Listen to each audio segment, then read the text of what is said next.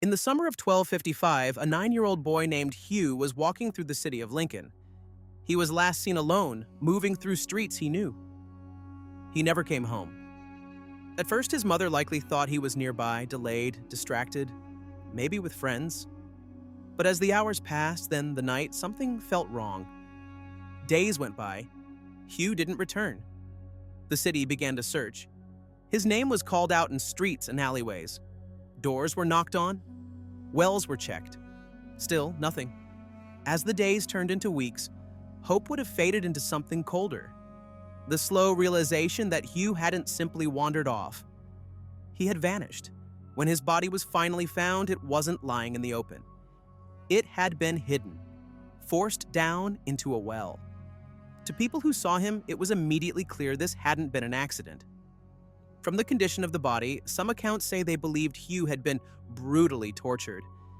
His skin appeared torn and damaged, his body pierced with sharp wounds, and there were injuries so severe that observers believed he had been treated like someone being crucified. Hugh's death didn't stop when his body was found. Stories of what had been done to him spread quickly. People began to speak of miracles, and visitors traveled to his grave, leaving offerings. He became known as Little Saint Hugh of Lincoln. At the same time, fear turned into blame. Members of the Jewish community were accused, imprisoned, and tortured. 18 Jewish men were executed despite no clear proof. What began as the murder of one child became one of the most infamous crimes of the Middle Ages, not just for what happened to Hugh, but for the damage that followed. In December 1170, Thomas Becket, the Archbishop of Canterbury, was murdered inside Canterbury Cathedral, one of the holiest places in England. Becket had been locked in a long and bitter conflict with King Henry II over the power of the church. When the king allegedly complained that no one would rid him of the troublesome priest, 4 knights took it as a command. They found Becket in the cathedral and attacked him in front of witnesses. He was struck down at the altar, his skull split open, his blood spilled across the stone floor. The murder sent shockwaves across Europe. Killing a senior churchman was one thing. Killing him inside a cathedral was unthinkable. Becket was quickly declared a martyr. His tomb became one of the most famous pilgrimage sites in medieval Europe, and the crime permanently weakened the English crown's authority over the church. In July 1209, the city of Béziers in southern France became the site of one of the most shocking crimes of the Middle Ages. The city was targeted during the Albigensian Crusade, a campaign launched by the church to wipe out a religious movement labeled heretical. Béziers was known to shelter both heretics and ordinary Catholics, including women and children. When papal forces surrounded the city, they demanded that the heretics be handed over. The people of Béziers refused. According to contemporary chroniclers, commanders asked how they were supposed to tell heretics apart from faithful Catholics once the city was taken. Arnaud Amalric, the Pope's representative, is said to have replied that God would recognize his own. The army stormed the city. What followed was not a battle, but a slaughter. Civilians were killed indiscriminately. Men, women, and children cut down in streets and homes. Churches offered no protection. People were killed at the altar where they had fled for safety. By the end of the day, thousands were dead. Béziers was left burning, its population nearly wiped out. The massacre sent shockwaves across Europe. It marked a moment when religious war crossed a line, where entire cities were treated as guilty, and mercy was abandoned completely. On Friday, the 13th of October, 1307, members of the Knights Templar across France were suddenly arrested at the same time. The Templars were a powerful military order, wealthy, secretive, and deeply connected to the Crusades. They were also heavily in debt to the French crown. King Philip IV moved quickly. Templars were accused of heresy, blasphemy, and obscene rituals. Under imprisonment and torture, many confessed to crimes that shocked medieval society. Some later retracted their statements, claiming they had confessed only to stop the pain. The arrests destroyed the order almost overnight. Leaders were imprisoned for years. Others were executed. Their property was seized and their name erased. What made this crime so chilling was its scale. It wasn't chaos or war. It was a planned purge, carried out through false charges and state power. As the Black Death tore through Europe, Fear spread faster than the disease itself. With no understanding of infection, communities searched for someone to blame. In Strasbourg, rumors took hold that Jewish residents had poisoned wells. There was no proof. It didn't matter. In February 1349, hundreds of Jews were rounded up. Many were locked inside wooden structures and burned alive in public. Others were expelled from the city entirely. Their property was seized, their debts erased, and their communities destroyed. The massacre was not a riot. It was organized and approved by local authorities. What makes this crime especially chilling is that it wasn't driven by rage alone, but by fear, profit, and convenience. An invisible disease led to a very visible act of mass murder. In 1415, Jan Hus traveled to the city of Constance under a promise of safe conduct. He believed he would be allowed to defend his ideas before church leaders. He was arrested almost immediately. Hus was a priest and religious reformer whose teachings challenged corruption within the church. His words had spread widely, and that made him dangerous. Once imprisoned, he was kept in harsh conditions for months, chained, weakened by illness, and denied a fair defense.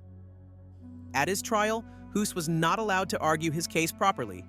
His writings were read aloud, his words twisted, and his refusal to recant was treated as proof of guilt. The outcome had already been decided. On the 6th of July, 1415, Hus was taken outside the city. He was stripped, tied to a stake, and burned alive. Witnesses recorded that he continued praying as the fire rose around him. His execution shocked Europe.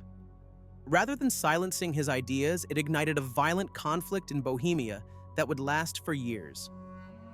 What made this crime so chilling was its cold calculation.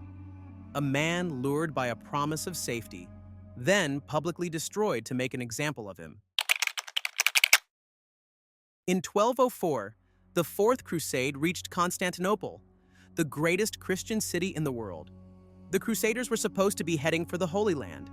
Instead, they turned on a Christian capital. At the center of this decision was Enrico Dandolo, the elderly Doge of Venice. Blind and in his 90s, Dandolo helped redirect the crusading army toward Constantinople for political and financial gain.